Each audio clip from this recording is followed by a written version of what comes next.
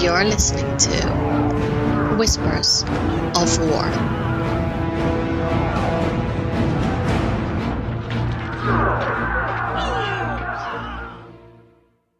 Hello everyone and welcome to show number 18 of Whispers of War. I'm your host Sil. Sorry this episode is a bit late. What can I say, life has just really kicked me in the virtual nuts. So it's been very hectic, very busy, and the few moments that I maybe could have podcasted and done anything to the show, I just wanted to chill and watch some Christmas movies to get into the Christmas atmosphere. The last thing I wanted to do was really do editing and things like that. Yes, I do edit a little bit nowadays. I think that's an inside joke for everyone who's heard me on the previous podcasts. So let's just start with what has been happening in World of Warcraft. As you might have guessed, I have not done too much, even though 8.1 dropped. Now, I'm not going to go with the whole, oh, it's a shit show thing, and it's awful, worst thing ever, because I just simply have not played enough to make a really honest opinion. The small bit that I've dabbled a little bit in 8.1, I'm enjoying it, but then again, I enjoyed it before 8.1, so I don't know, maybe I'm very easy when it comes to World of Warcraft and not so, I don't know, I'm not so picky on it at the moment. I'm enjoying it for the small tidbits of playing that I do. So yeah, I don't see anything wrong with it at the moment, so I'm enjoying it. Like I said, I've played a little bit of 8.1, mostly just doing the Warfront. Now I say doing the Warfront, I'm on Horde, so for us, the new Warfront in Darkshore is, I'll do a few quests, kill a few NPCs, and that's really it. I think then we probably have to gather resources, next week. But I'm assuming that the Alliance is now fighting against the Horde forces in Darkshore. But so far I am enjoying that, and I love the cutscenes. I won't spoiler them for anyone who has not played it yet, but I like it. And yeah, I did the normal, well, I say normal Warfront, but I did the older Warfront in Arathi, and I really like that as well. People are still putting some effort in, so it's not too bad doing it, and you get some decent gear. I got a little bit of an upgrade. Still doing world quests for reputation. I still have not hit anything. I could so easily get it, but yeah, no. Actually, I'm lying. I just remember that I did hit Exalted with the Champions of Azeroth, and that was the one I thought I was never going to get, and I don't know why. I think it's because I hate those quests. I really do not enjoy them. I'm the kind of person, when you see that you have to heal the wounds of Azeroth, the 5 that you have to do, I will always wait until I see a group of people taking out the mobs, because I'm lazy, and I'm just like, yeah, oh, thank you for clearing it, bam, and just, do that, then go back into stealth mode and dash to the next place. That's really what I do. I really cannot be bothered with those quests. I just don't enjoy them. I do like the Tortolan ones, but yeah, that takes a lot. I don't know, for my feeling the feeling I get with those is that it takes so much longer to gain reputation for them, which is probably, bollocks, but that's how it feels for me. So now I just have the Tortolans and Talanji. Is that? Oh, and Voldenheim, of course. So I missed those, and then after that, I hopefully can I don't know, get mounts, pets. I don't know. I've seen a lot of people showing off their giant frog mounts with this 8.1. I don't know where you're getting that mount from, but let me know. I probably should look into that because that looks really cool. Talking about mounts, I logged in and I saw someone on a really pretty fox, and I thought, oh god, which which reputation do I need to grind, or what dungeons do I have to look for, or how much do I have to pay on the auction house? But actually it's a store-bought mount, so being the consumer whore that I am, I immediately purchased it because it's so pretty, so I had to have it, and my blood elf is now running around on that, so I might not have had that Nightfallen mount. I still don't have that Nightfallen mount, even though I still run that stupid quest in Suramar. That training the Nightfallen or whatever it is. No luck. Still no notes. Nothing in my... I think you sometimes can get it as a quest in your order hall. Nothing there either. I check almost every day, but no, not for me. So then we'll just have to do it this way, I guess. So got the new mount. I also saw that there was a hive mind mount. Now I would love to have something like that, because I've heard amazing stories of people, like five people in that mount that you can't see in a battleground, and then you pop out. That is just something that I would love to do, but yeah, you have to get that mount with a group of people, and which is really strange for someone who, I like to be social, but just the whole sheer thought of having to be social to get this mount, that fills me a little bit with dread. I don't know if you guys have that, but I find that really, really difficult to tackle. It might be the social anxiety a little bit, even though, like I said, I like to talk to people and I like to be social, because that's why I RP. But it still gives me, doing stuff like that gives me a bit of anxiety, just because I don't want to let people down. But underperforming or doing something that would jeopardize it. So I need to, I think, properly read into that and just see what I exactly need to do, and if I could get a group for that. I'm sure there are people who'd want to do that. So yeah, I might just have to try it this week. Christmas is coming up, thank God. So that's my plan for next week, and probably also a little bit of this week, even though, don't know if you guys have that, but maybe if you're a student, or if you're working, or even if you're just, a stay-at-home parent and you have to do all those things in preparation for Christmas, it's a lot of work. We have to finish up everything in work at the moment. We're under strict deadlines. There are sometimes days that I have to stay on a bit or get up even earlier, just to make sure that everything is completed before we leave for 2 weeks. And I don't really feel like doing anything at all anymore when I come home, but that's the boring stuff, I guess, from being a responsible adult. You still have to do the cooking, the cleaning, all those boring things. And you want to socialize a little bit with your partner, I guess. And the cat, because she misses me. So, yeah, then at a certain point, it's like 9 o'clock and I don't want to switch to PC on anymore and do anything, even though I would love to play more 8.1 this week. I don't know how I'm going to do that, if I'm honest. So, I might have to alter my plans for this Friday for the next podcast a little bit. I need to think about some topics that I can do without actually being in the game a lot, because I wanted to talk about 8.1. Don't know if that will be a good one, but we'll see. We'll see. Maybe you guys can help me out with that. We'll see what we can do. So yeah, I do want to dive more into 8.1, look into the Hive Mind mount and see how I can obtain that. I'm also thinking of getting back into PvP a little bit, just because I kind of miss it. I used to love it a lot, and I used to play a lot of games like Dota games and shooter games and everything like that, just to get a bit of, competitiveness. And I miss that. So I might just get back into PvP in World of Warcraft, maybe. But again, it's something that I have all these things on my mind that I want to do, but actually doing them is a second one. Don't know what's stopping me. I think it's just the abundance of options. Does that make any sense to anyone? You have so many things and you're a bit like, oh my god, it's too much. It's like your Steam library, you look at it and you go, that's a lot of games. Yeah, I'll just turn it off and do something else. That's really what it feels like, and I have that a little bit in Warcraft at times. Even though it's still the go-to game for me.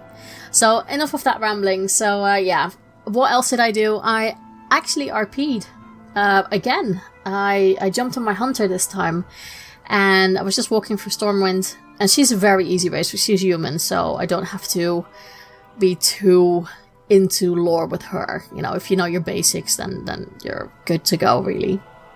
And I was talking to this guy who was recruiting for his guild, and I thought, you know what, why not join an RP guild as well? So besides the other guild that I joined, which is really, really lovely people, it's still, everyone's really chatty, but you know, it's getting quiet now before Christmas. I thought, why not have an RP guild and just see what that's like, because that's been so long for me since I've actually been in an RP guild. And everyone's really nice. I had a really good time RPing. It was interesting to you know, wait for conversation to flow. I forgot that during RP sometimes it takes a while for a conversation to get anywhere because you have to type. So I noticed that my patience is not where it used to be. Like when I was younger, I was like, yeah, that doesn't matter, I can do. But now I'm like, come on, I want to progress the story. What's happening? So that's a little bit of what I did. That was on the human. I jumped onto my male troll because, I don't know, I wanted to see if maybe the curse of getting too much attention was broken. No. So I had to excuse myself again and just go, okay, yeah, sorry, I need to log. Just because it gets taken to really weird places with that guy, and I don't know why. It can't be my roleplay or TRP, because there's nothing in there that would indicate that he's up for anything like that. So I don't know. I think I've made him too handsome, maybe. I don't know. But yeah, that's a little bit about what happened in... I don't RP that much on Horde side anymore. I don't know why. Maybe it feels very... I don't mean to insult anyone on Horde RP side, but it feels very cliquey. Almost like people who have RP'd in that community only stick together, and they are not very open to new players. But that might just be me, you know, not finding the right players and just running into... I don't want to use the word elitist, but that's what it feels like. So that's a little bit from me. And that's all the stuff. You know, looking back at it, I mean, I managed to talk at least 12 minutes about this. So, yeah, I've talked quite a lot about RP and what I've did in game. Could have done a bit more, I will admit that, but so far I'm enjoying myself still. And that's the good thing. I'm sure that when I dive into 8.1, there will be some things that I'm like, oh my god, what has happened? But at the moment, I am enjoying it. You know what I really want to try out? I really want to try out the leveling and see if that has really changed. So over Christmas, I have 2 weeks off. I am just going to see if I can level all my lobby characters fast and furious. Just to see if there is such a big difference now. Because that would be really, really interesting for me. Because I think people who know me know that I did like to level different characters at a certain point. And then the further you go into expansions, the harder it starts to become. And at a certain point for me, like 60 to 80 was just so horrific that I did not want to do it anymore. I think that was after Legion. I'm not entirely sure. I can't really remember. I think maybe during Legion. But yeah, I did not enjoy it anymore because it took so long. So maybe now... We will see. We will see. I have plenty of alts to level. I am still hoping and still, you know, give me that Christmas wish that we can have more characters than the allocated slot numbers at the moment on one server. I want all of my characters to be created on Argent Dawn, where I am. So, we shall see. And that's really it. That's it for me. For what I've been doing this week. I, however, have talked to a very, very lovely person from España. So Fabri was so kind to join me for an interview, and we talked about, you know, the lore books that are out there and the videos that you see in the lore. Not just lore, but, you know, the little cutscenes and things like that, and the intros that we got for the Warbringers. And, but mostly about the books and the comics. So... if you are into your lore and into all the media that Blizzard produced for them, then hang around for the interview and I will see you after that. And with me today, I'm being joined all the way from... Is it Spain? Spain, yeah. Northern Spain. Probably a lot sunnier and warmer than it is over here in the UK. welcome, Fabri. Thank you. Glad to be here. So, is it warmer in Spain? It must be. Barely. I mean, Oh, really? yeah. Here we get a kind of a British weather Okay. from time to time, so it zigzags. Yeah, I bet we've had a lot of rain lately. It's not a lot of fun, but oh well. It means I don't have to do any gardening. So, Fabri, tell me a little bit about yourself, and so that the listeners know who you are. Okay, so I'm trying to become a primary education teacher. Okay, I've been a nerd most of my life. good. Kind of moving on a lot of fandoms. I have a lot of fingers in a lot of pies, I guess you could say. Ooh. And yeah, right now my main obsession again is World of Warcraft. That's always very good. That always helps. So you said all these fandoms. Can you name a few fandoms that you were really into? Star Wars, Star Trek, Dragon Age. Finally got a teaser for Dragon Age 4, so that's good. Uh-huh. Marvel Comics, DC Comics. Basically, if it's nerdy or it's part of geek culture, I've tried it. That's really cool. And you know, let's face it, it's a glorious time to be a nerd or a geek. But everything that's coming out, like Marvel and Harry Potter and Star Wars, it's all coming back. So I think it's a good time to be a nerd. It definitely is a glorious age for us. Yes, absolutely. So you said World of Warcraft. I need to know, Horde or Alliance? So my main has been Horde since vanilla. Okay. But I like to think of myself as neutral in that regard. I have characters in both factions, and whenever I roleplay, more or less, I try to go with the neutral factions like the Elden Ring or the Scenario Circle, rather than, oh, this is a patriot. This character dedicates itself to the Alliance or to the Horde. Yeah. That's good. So you do play on the Horde side now? Yes. So how did this all started for you? How did you start your love of World of Warcraft? It all started back in the days of Warcraft 3. Okay. When for a birthday party, a friend took us and invited us a few hours at a PC coffee place. No. Mm-hmm. One of these things they have in Korea with a bunch of PCs. You know what I mean? Like not like a LAN party, but a bit like a cyber cafe. Yeah, more or less. And one of the games we played was Warcraft 3. Ah. And I actually was kind of forced to play as the Horde in that game because none of my friends liked them. Okay. And yeah, I kind of like the game, even though I got completely trashed. So I picked it up and started getting into the lore. Nice. So when you first created your character in vanilla, what was it? What character did you roll and create? My first character was a Tauren Shaman.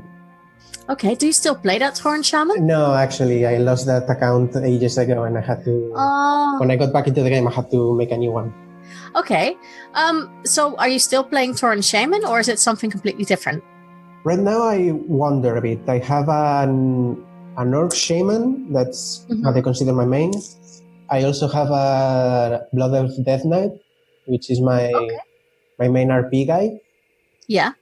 And on the Alliance side, I have a Human Paladin. And these are the three ones that I play most of the time. That sounds really cool, and it sounds like really archetypes, doesn't it? Like the shaman and orc, and then you have a human paladin. I quite like that. It's really cool. Thank you. So with Battle for Azeroth, you know, you've been playing it for a little bit now. What are you most impressed with so far? how the story has finally become more or less more integrated in the game. For example, our character finally appears in cutscenes. That's something that Yes. blew my mind completely when I first saw my paladin walking beside Jaina in Diragar Sound. Mm-hmm. Does it make you feel more part of the game now? It actually, yes. Up until this moment, we had the lore characters. Then they were more or less the guys that did the things. They got the merit, they got the adventures, and we were there. We helped, but it was like we didn't exist. Mm-hmm. And now we finally are there. We are truly a part of the world. Yeah, absolutely. That's really, really, really interesting that we've been put in there now. If you have to pick something that you're not so impressed with, something that maybe Blizzard could have done better, what would that be? I feel like the easy answer will be Azerite armor, Yeah. and I don't want to do that. Okay. But yeah, I feel like on the mechanical side, Battle for Azeroth has definitely been a disappointment. Mm-hmm. It feels like a lot of busy work that, to be fair, was already there in Legion. But Yeah. the class order halls kind of balanced it out. Yeah. It lent itself to replaying with different alts. Do you feel that that's not the case at the moment because there are no class order halls? Do you feel like it's a little bit harder to participate with like alts or anything like that? Not just that. It's not that it's harder. It's just that there's not that much reason to. Yeah, you can play as Horde and as Alliance and get the completely different leveling experience. Mm-hmm. But then you have all your Horde characters going through the same steps and all your Alliance characters going through the same steps, and it feels more busy work. Yeah. Yeah, I understand that. I guess the only real difference you get from either Horde or Alliance is if you played with a different class, I guess, you know, how quickly maybe you kill something, or that's really it. So I agree with you there. Now, something else that Blizzard has used a lot in the past, and especially I feel like with this expansion, they've worked it up with a lot of other media than the game. So we've had online comics and all sorts, videos, and of course the books. Now, you wanted to use this as the main topic for this week, to the use of Blizzard using their novels, their comics, and other media, which are not in the game. So I'll let you start with this. What are your feelings about them? It's a double-edged sword, I guess. For example, one of the books I have in the shelf that is completely torn up because I have reread it so many times is Lord of the Clans. Yeah. Christy Golden's, I think it was the first work she did for Blizzard. Could be. I'm not entirely sure. It tells the story of how Thrall became the war chief of the new Horde. Mm-hmm. And if you don't read it, and you are a lore fan, and you're coming from Warcraft 2 to Warcraft 3, you suddenly find the Horde in a completely different place than what it was in Warcraft 2. Yeah, I can see that. Do you think it adds something to the games? It definitely does.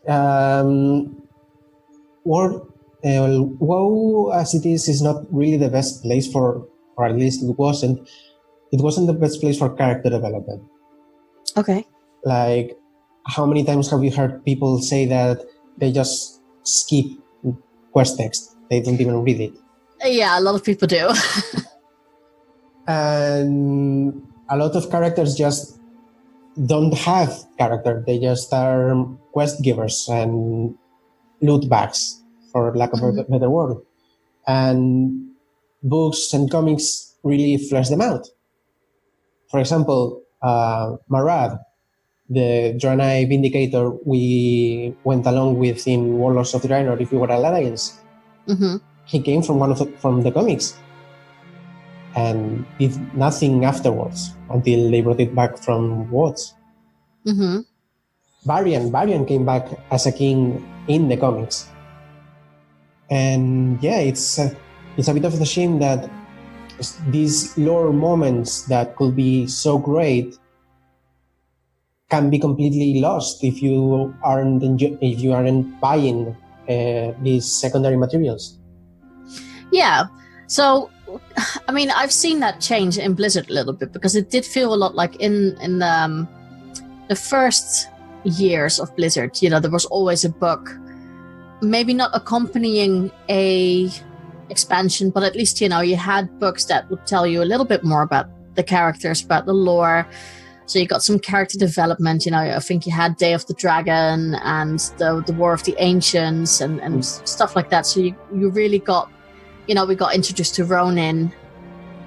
And I think later on they started to create books for in-between expansions, so there was an overlap. Comparing it to now that we get a lot more videos in between to flesh out the characters a little bit, what do you feel about that development, that change? I'm of two minds. On the one hand, videos are a lot more accessible.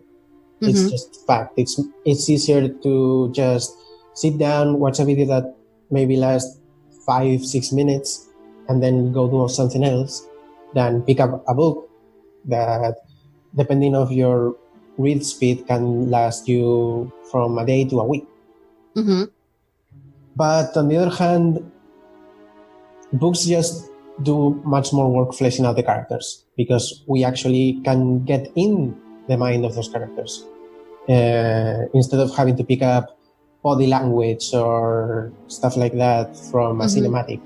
How do you feel about the fact that they've created several online comics compared to, because they also created comics that we could buy? How do you feel about the quality of either? The first WoW comic was a bit of it wasn't all that good. I mean, it was fun and that, but it was a bit cliche at times. And I think that the webcomics they've been putting out are remarkably improvement. On the other hand, they are vignettes, they are moments. It's hard to connect them not only one another, but also with the expansion at times. Okay. What makes you say that? For example, I'm talking about the back on Warlords of Draenor, the first webcomics they put out. The one about Black Hand, where we found out that Orgrim Doomhammer threw the hammer into the Pit of Elements where it was first forged, and then Black Hand dipped his hand in lava to retrieve it, and that's why he's Black Hand. Mm-hmm.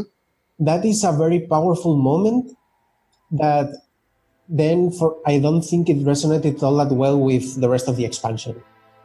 Okay. How do you feel they could have done it better? Probably by having the warlords interact more with us. Okay. We see them all in that awesome cutscene when we destroy the Dark Portal on Draenor, and then they vanish until we find them in dungeons or raids. Yeah, there was a bit of a disjoint there, wasn't there? Yeah. Do you feel that Blizzard has done that a little bit better in BFA, or perhaps even in Legion? They did that a lot better in Legion. I mean, they still have the problem of Gul'dan becoming another raid boss. Mm-hmm. But other than that, the story really took off in Legion. Like, it was completely different level. And in BFA, it's even better. Okay, what makes you feel like it's better even in BFA? The cutscenes. I mean, this cutscene when Jaina has a nightmare going to Kultiras. Mm-hmm. That I had shivers down my spine watching that. It was that good. Yeah, I have to agree. It was. Has there been anything in game that you thought, okay, this would have been better, or I need some extra explanation? Maybe if we had a book or there's some extra information, it just didn't come across really well. I can think of several. For example, Grom Hellscream's Chain of Heart at the end of Warlords. Mm-hmm. why are all these horde characters and figures following Sylvanas now in BFA? For example, Vivian, or was it Lillian? Lillian Voss has gone from a completely undead-hating character to being completely loyal to Sylvanas. Yeah. Rhaegar has gone from a neutral out in the wilds to kind of reveling in killing culturants. Okay. And that disconnect could be explored, if not in game, then in that secondary materials. Compared to what Blizzard does nowadays, because nowadays I get the feeling, and correct me if I'm wrong, that they bring out a lot of material that is available online for free. So the comics about Valeria, Vrisa, and Sylvanas, and with their new powers and just how they interact with each other. Then we had the comic. I think that was in Legion about where all the characters stand with the Legion invading, and we've had a lot of cinematics that start before the game. The Warbringer videos and all of those, and even seeing the video in Legion about Marad, and I think that was also for the Warlords, wasn't it? That we got Marad convincing Varian to go to war with the Arrow. Yeah. How do you feel that we get all of that, and then maybe a book that bridges the two expansions a little bit? Do you feel they have the right what's the word? The right combination now, or should there be something else? I think right now it's a lot better.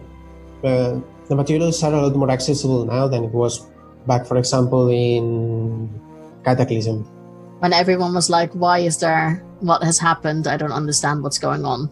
Yeah, but basically Delwyn appeared, nobody knew nothing. Mm-hmm. Yeah, because you really had to read The Shattering, didn't you? Yes. Which, by the way, is a great book. I'm just going to throw it out there. It is a great book, absolutely. But I remember that when Cataclysm came out, I hadn't picked up The Shattering because it hadn't came out in Spain, and I didn't really speak English like I do now. Mm-hmm. So basically, I suddenly found Thrall standing with this Magaror called Agra, and who is she? What is she doing?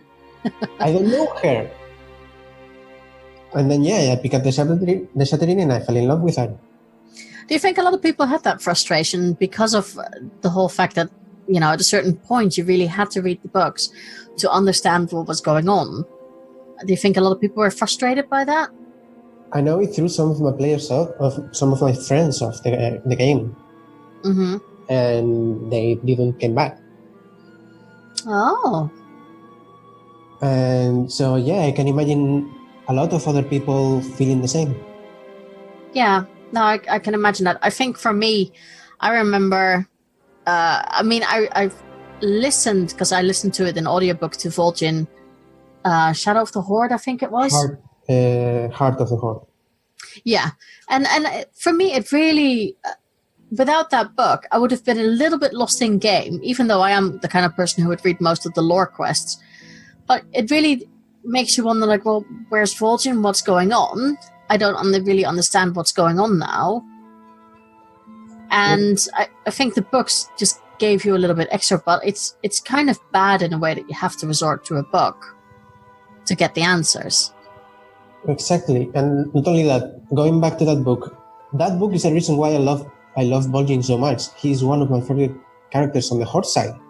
And that book is the reason why I got so angry in Legion that they just killed him off.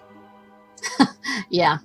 No, I understand it, because it's almost like 2 expansions later and he's not even really, not like in the book where he really established himself as a lore character. And then all of a sudden in game he just gets thrown away. I mean, he did break Legion spear with his bare hands. That's something that not everyone can do. Exactly. Yeah, no, I agree. What do you think is the best media for Blizzard to use to bring across the lore or the stories? But which ones do you think do it best, and which ones are your favorite?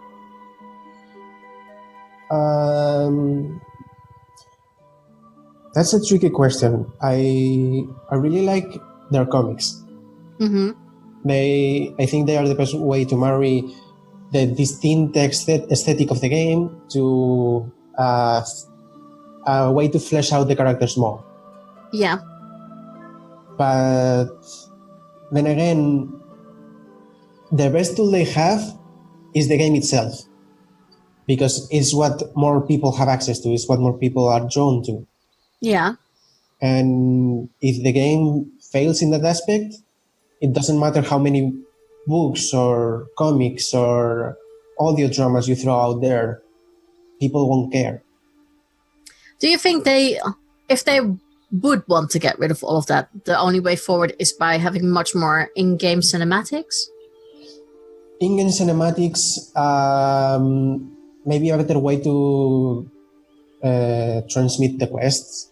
Mm-hmm. For example, one of the first add-ons I installed was the one that made the quest giver text appear as in Guild Wars 2. Mm-hmm. And that blew my mind. I started reading the quest again because it felt more accessible. But the fact that it's an old game and an old engine, it means that maybe it's necessary start from scratch to really make WoW a narrative-driven game. Okay. Do you think that sometimes I'm just brainstorming now?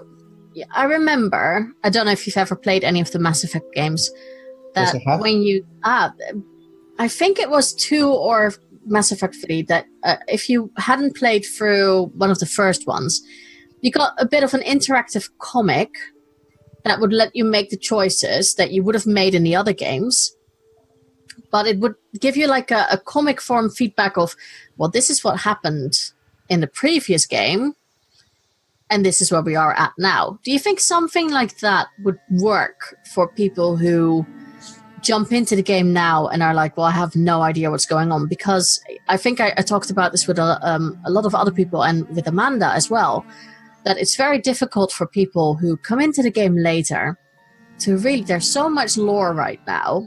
What would be the best way for them to actually pick this up? Would a video like that work? Or do you think they would actually have to just sit down and just read all the books because there's so much, there's no way we can cram it in a video? Honestly, I think that would be a very good idea. Something that I really wish now that Blizzard implemented in some way. Especially if you use the level boost they add in the expansion now. If the boosted character got a summary of here's what happened to your character before, why is he there, it really will help at least make the lore seem more approachable. Yeah, I think that's a big struggle for people who just want a game and don't care much about the lore. I think they can easily pick it up. I think people who want to know a lot about the story, it might be a bit intimidating getting a game that's 14 years old and reading up on everything. I've seen many people struggle with that, and also with the order of the books that they want to read. Have you read all the books for WoW? I've read most of them. I think I'm still missing the Dragon books by Richard Koenig. Yeah. Because I'll be fair, I'm not really that interested in running. No, I can understand it. I think it's only maybe to get a bit of an idea of Verisa, perhaps. Yeah, I think that will be my main draw to pick them up. Okay. It's difficult, isn't it? Because Golden is like my favorite writer, and I don't think Knack is bad. It's just a different way of writing. So you have to get in a different kind of mindset to read the books. Because the War of the Ancients books are actually quite good. The War of the Ancients is this epic fantasy trilogy that back when I read it, I thought, is this trying to be the Lord of the Rings? It does feel a little bit like that. Yeah, a bit. But then Golden has this way of making the characters really get under your skin that I really love and I really hate, because I don't think I've ever gone through one of her books without at least crying a little. No, I know what you mean. She's very For example, good. Yeah? Kenzie, Jaina's apprentice from Days of War. Yeah. I was so heartbroken when Jaina finds her corpse and then it turns to ash in her hands, and I was, oh my god, why? Yeah, I've had many friends who are sobbing about that little bit in the book. It was quite. She's really good at setting an atmosphere and making you care about the characters. Which is, I guess, one of the best skills a writer can acquire in their careers. Absolutely. If you had to pick a book, which one would be your favorite?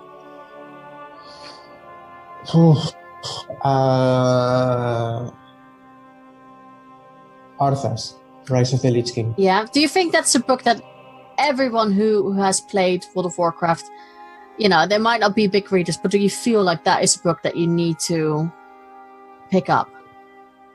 Definitely. Not only because of what the book is, which is Arthur's Rise and Fall, but also because of the characters it touches. Especially right now with Jaina and Sylvanas back and front stage, this book actually has a lot of moments with them. And I think with all the Lich King name drops we've had recently in BFA, I think it's really worth at least another read, or a first read if you haven't done it yet. Yeah, and I think because it's a book on its own, that would also really help. I think that book also explains a lot of the situations, why we're doing certain things and what has happened in the past. And I think it explains Jaina's character and Sylvanas' character a lot. I think it's a good book. And it's not super big like some of the books out there. So no, it can be, I don't think it's even 250 pages. No, yeah, I think it's relatively small, I think, for a pocket book, in all honesty. So it's not too intimidating immediately for people who want to start reading. Not like the War of the Ancients, because that is like a trilogy and it's quite big. Those are epics. Your least favorite book, you think? My least favorite book, Illidan, because I hate the guy. I love the secondary characters in that book, but I don't like Illidan, like at all. And at times, whenever he was the point of view, it felt a bit like a chore to go through it. Yeah. Even though it's a very good book, it's great, written great, but Illidan. It felt to me like that book was a lot darker than what we're used to. And I think that's because it's written by someone who normally writes Warhammer novels, which are, Warhammer is a little bit more dark. Just a little bit. Yeah. Just a little bit. Just a little bit. It's a bit more gory and a little bit darker. It's much more brutal. And that's what I noticed in this book. But I felt like the tone of the book was perfect for Illidan's character. Not just for Illidan, but for demon hunters in general. Yeah. I think it would... If you wanted to RP a demon hunter, you have to read that book. Yeah, absolutely. I think the bits that you get in the beginning are absolutely RP gold, because it will give you so much information about demon hunters and how they start and why they do certain things a certain way and why they say certain things. But yeah, no, I agree with the story of Illidan. It's, I don't think, as much as I love Christy Golden, I don't think her tone would have suited the character.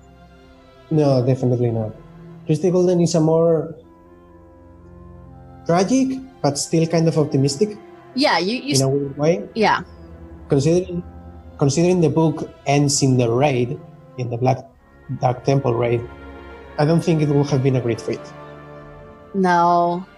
No. And I think, for that book, it just tied in beautifully with the game and everything that you do as a demon hunter in that. So I have to give it props to there. But I understand what you mean, because I think Illidan is an acquired taste. Some people really like the character, some people really don't. I am okay with him, but I do sometimes feel a little bit like, oh my god, everything has to be so tragic and so like everything is, I'm not always very, very down with the whole Illidan thing. But it's nevertheless it's an okay book.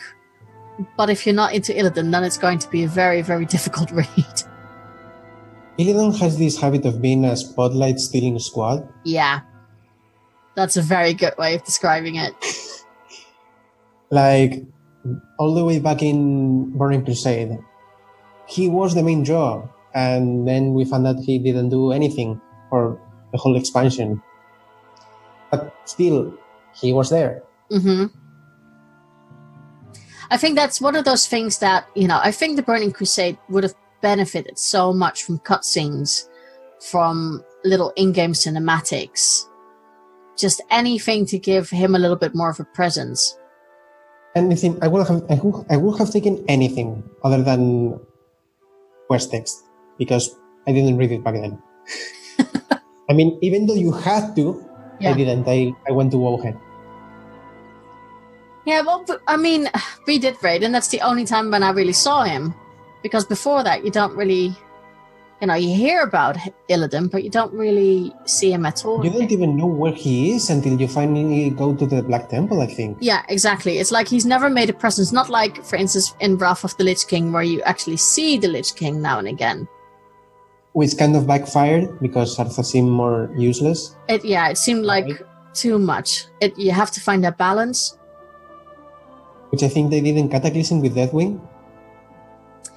Yes, even though I think Cataclysm is a complicated one. Because I think we could have had a little bit more of Deathwing. It just never felt like he was a real threat. Deathwing was I'm evil, and that's all there is to me. Yeah. And I think he got fleshed out in the Chronicle books. I mean, it turns out that Nensoth broke his mind or something. Mm-hmm. I have to read it. And that's why he's basically, I don't care about anything. I just want to burn the world. Yeah. Well, talking about that, how do you feel about Blizzard releasing these 3 Chronicle books? Do you think it's a good addition? Do you think it's something that anyone who's really interested in the lore should read? I've loved them. Mm-hmm. Like, really having a history of this world has been great. Mm-hmm. And it really brings a different light to a lot of places. For example, God, I had it in mind and it went. Where did it go? All right. The interactions between the Mogu and the Sandalari. Yeah. That book basically fleshed it out. We knew back in Mist that they had met back when the empires were at the top of their power, but how was that relationship? Why had they met and decided not to wage war against each other? Mm-hmm.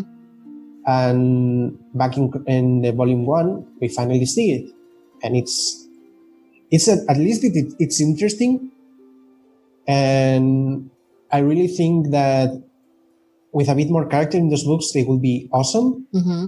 And just as they are, they're great. I think especially now that we're going to be interacting with old gods again and with Ashara, I think these books are really good to see where we're at. But we're talking about void lords and things like that, and these books are so good at explaining where they are in the universe and what is. What they're the opposites of, like the light and the Naru, and then you have the Forsaken and everything, because they have a nice schematic in there that says all the different types of gods. Energies in this world. Yeah, and energies, exactly. That map blew my mind when I first looked at it, back when they released the preview. Yeah, and I think it's a really, I wouldn't say everyone needs to read it, but I do think that it's a very important one to if you really want to get into lore, then that would help you.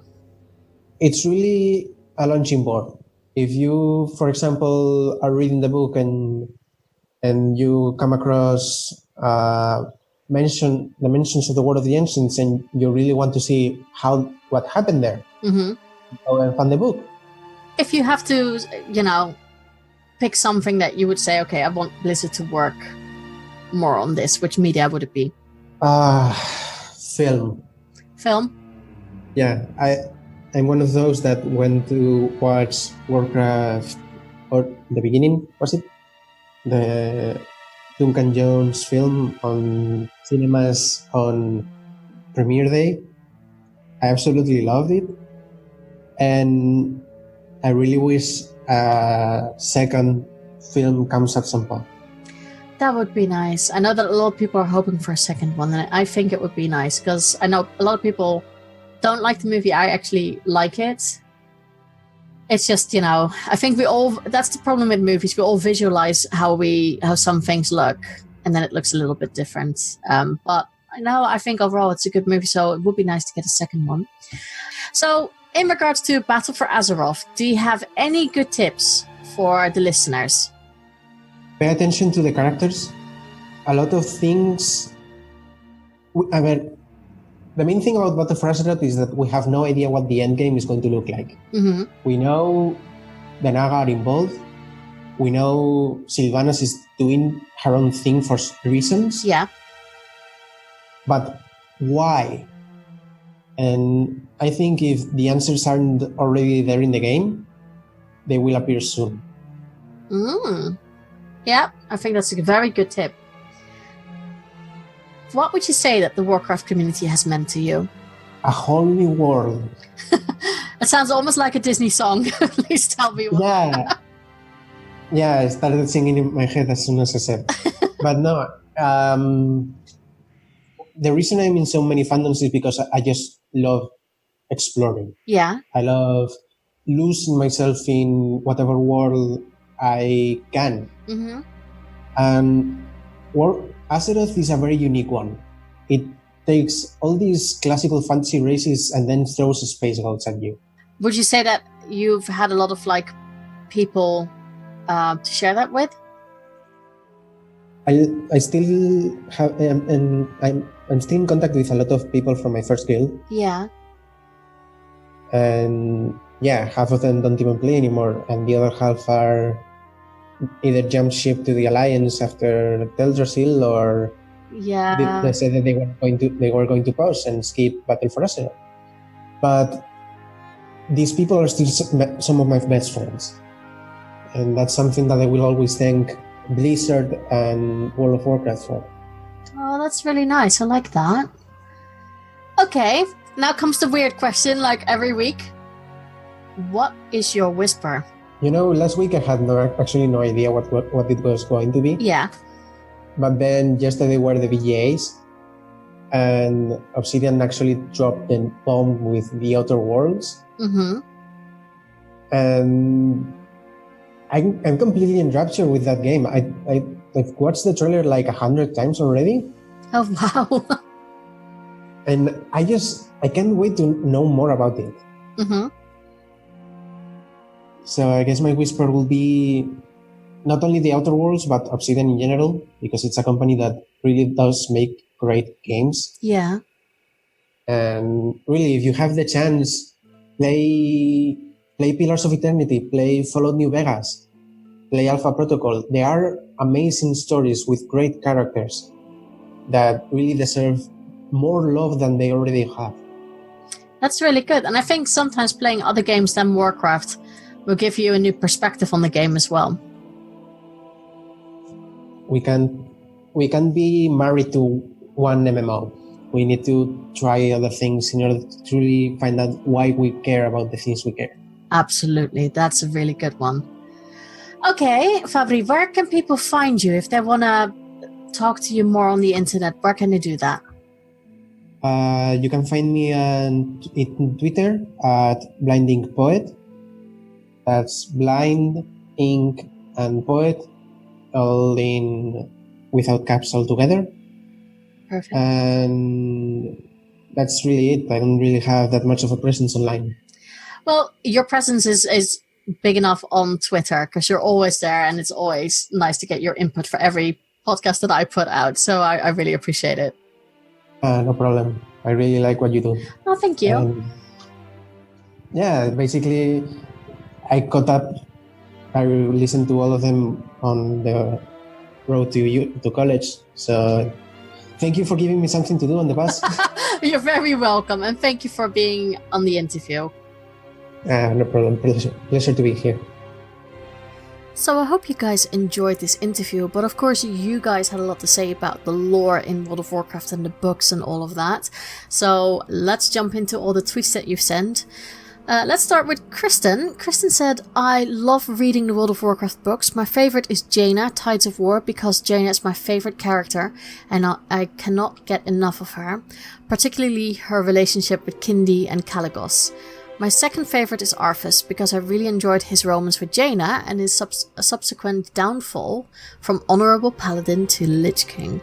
I have to say that I really do like the Lich King book, or Arthas. That was really such a good book. Just even on its own, it just is such a good book. I really, really enjoyed that. Tides of War, I liked it, but I don't know. I think because Jaina's not my favorite character, sometimes it was a bit, I don't know. I lost a bit of interest, but I think that's because of the whole Garrosh thing. I was kind of done with Garrosh already. So yeah, for me that was not the strongest book, but it was not a bad book. And again, it's a great book by Christy Golden, so I would definitely check those out if you want to. And again, if you want to read the lore books in a particular order, like chronological order, I would advise you to go to, I think there's a Wikipedia page out there that will tell you exactly what order you need to read these books, or even the comics if you want to dive into those. So, there are options there. And I think you can also listen to them as audiobooks, so don't worry about if you don't like reading, you can also listen to them. And I think if you maybe scour on YouTube, you might find some books on there as well that are being read. Just saying. Amanda, the lovely Amanda from last week, said, Lore, I love the novels. I have read 4 so far. I'm working my way through them all. Halfway through the first Chronicle as well. Out of what I read, Before the Storm has been my favorite, but I'm really excited to read the Vol'jin story. Back in the time, in like a few years ago, I think it was years, I wasn't that enthusiastic for the Vol'jin book. And then I read it, or actually, it was read to me by an audio. It was an audiobook. And I really enjoyed it. I really, really enjoyed it. Especially now that we're getting the Zandalari. That is such a good book, guys. If you have not read that one, you need to read it now, just because it ties in so well with the whole Mogu and the Zandalari and Rastakhan, and yeah, absolutely, you need to read that book. Chronicle, of course. I'm still working my way through Chronicle as well. I mean, I'm the kind of person who, when you get a book like that, I will flick through all the pages first, check out the beautiful images, and then I take tidbits out that I read, whereas I should just read it as like a history novel and just do page by page. But so many things distract me in the books, and I just want to read, okay, what's going on here then, and I want to read more about this. But I think, especially with all the stuff that's going on and so many like things that are being referred to, like with the old gods now and the Zandalari and all those things, I feel like it's good to read the Chronicles just to give you a little bit more meat, I guess, to the or substance to the actual lore and history of World of Warcraft, or Azeroth even. So yeah, I think they are gorgeous books. I'm sure you can get good deals on them as well. So if you're interested in that side, so it's not really like story driven, it's more like a history book, then get those. They are so worth the money, and I think it's only 3 of them. So yeah, definitely, if you can get your hands on a copy, give it a go. Do Not Relent Pod said, Chronicle Volume 1 was a magical read my first time around. You learn such rich background details. Absolutely. See, that's what I mean. And also make sure that you go check out this podcast, which is on donotrelent.podbean.com, because it's always good to listen to other World of Warcraft podcasts. Resurgent Esports Broadcasting said, I've read literally all of them. Day of the Dragon, War of the Ancients trilogy, Stormrage are among my favorites. I am so, I'm not baffled, but I'm in a way really surprised that you really like Day of the Dragon. You have to let me know what you really liked about that, because I hear so many people complain about that book. I mean, I'm not complaining. I thought it was an interesting read. I read it, and it was fine, even though there were some bits that, I don't always like the style of writing in that book. But for me, it's not a bad story. It's not awful. But I know many people don't like this book. Dreadlord Acid, also known as Michael from the Blue Recluse, said, I have several of the novels and all of the Chronicle books. One of my personal favorites is War Crimes. War Crimes is the one with Garish, isn't it? And I think it's the whole trial thing. I like the setup of the trial, though. I really did, because it's really, I don't know, it was interesting to see all sides and just, almost being like in a court case of what would happen. I really like the interaction between Farisa and Sylvanas, because that was already when we saw a little bit of what was going on with Sylvanas. So I do recommend that book, if only because Rathian is in it, and I miss that guy. We need that guy back in the game. I really miss that guy. So MVP, clever name, very clever name, said, Well of Eternity will forever be my favorite Warcraft novelization, with Tides of War a close second, followed swiftly by War Crimes. I like it that you guys all seem to like the same books, and if you like, the Well of Eternity books, then you will definitely see a lot of that coming to, fruition, is that the word? Now, there's so much Night Elf lore coming out now, which is really, really cool.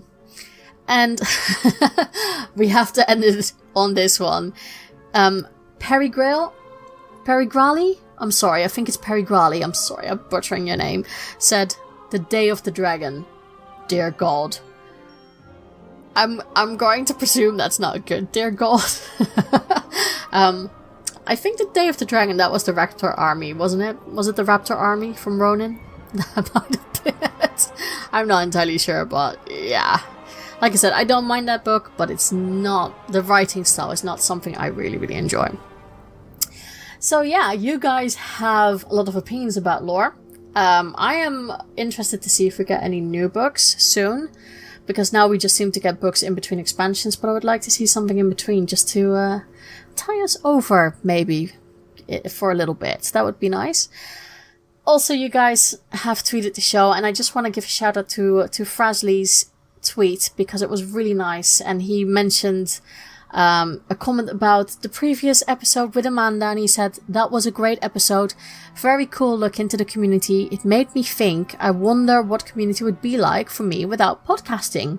I use my show as a way to get to know others better. And that's really how I've used the podcast in the past for a lot of things. It's just lovely to get to know so many people, because I don't think me and Frasley really talked before doing this podcast. So it's so nice to get to know new people and just to stay in touch with people I've known for such a long time. And I think, especially during this time, and sorry, this is going to be a bit of a soppy Christmas post.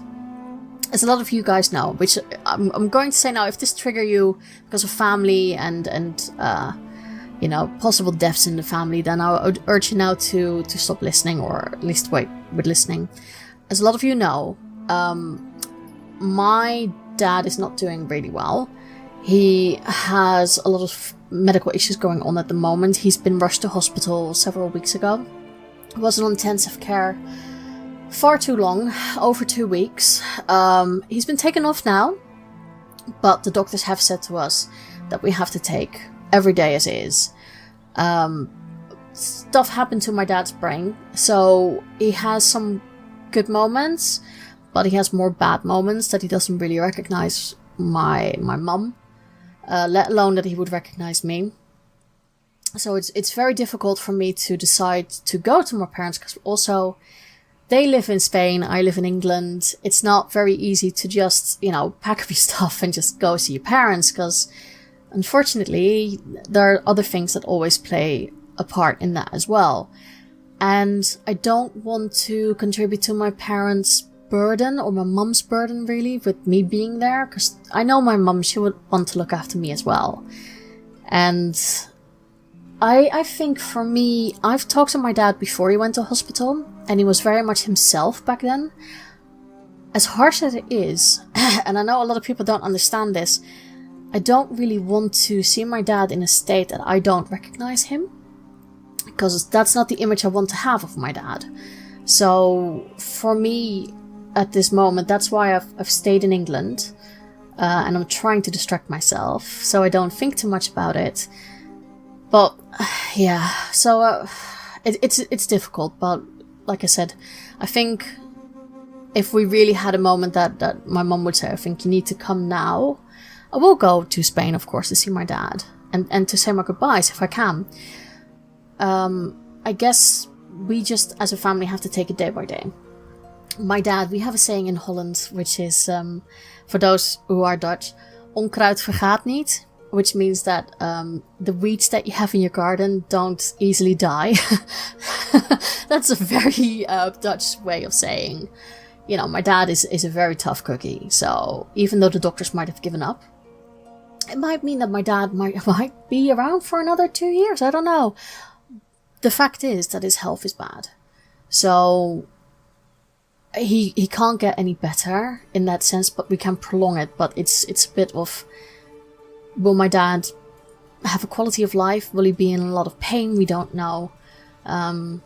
But he's at home now. My mom took him out of hospital because she, in her words, said, if your dad has to die anywhere, I want him to be at home. Which I understand. So he's doing a little bit better now that he's actually at home. So that's a positive. And we are just looking at the positives. I'm hoping that my mom will still have him for Christmas and New Year's Eve. And that he's not in pain. And then hopefully, I'll be able to go out and see him. I don't know. I'm hoping that maybe he'll start recognizing familiar faces and things again now that he's at home. But yeah, that's a little bit why my podcasting has been a bit flaky at the time. And I do apologize for that. And yeah, I never wanted to put my personal life into the podcast. But I think when the podcast is starting to suffer a little bit, like with not getting the shows out in time and me not playing a lot, I do feel like I do owe you guys a little bit of a reason. So I want to thank you all for listening and for being so kind and caring in your tweets, because you guys have been really, really amazing and I really do appreciate it. So yeah. Soppy bit over. Like I said, I'm hoping to bring out another show on Friday, if everything goes well. And I just need to find a topic. So I'm going to do a bit of brainstorming this week, so I can also post that topic question on Twitter, because I do need your input, I think. Because I think it might be an interview-less show next week. Because I think you're all busy with Christmas, which is fair enough, I think we're all very busy with Christmas and all those things, so no interview next week, unless you guys pop up and go like, I volunteer as tribute, then we'll talk about dates and times. So anyhow, enough rambling. Have a lovely week, have a lovely Christmas if I don't talk to you guys anymore, and spend it well with your loved ones, and enjoy all the love, the generosity of others. Be kind to each other, and hopefully I'll talk to you guys soon again. Bye!